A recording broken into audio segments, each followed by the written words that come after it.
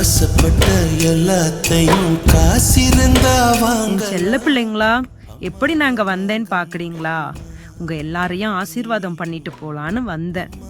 Gerald, Leema, Leo, Vinnarasi, Viji, Levina, Fiona, Tarun, Shilda, Sindhu, Arun, Jansi, எல்லாரும் எப்படி இருக்கீங்க? நல்லா இருக்கீங்களா? எல்லாரும் பத்திரமா இருங்க.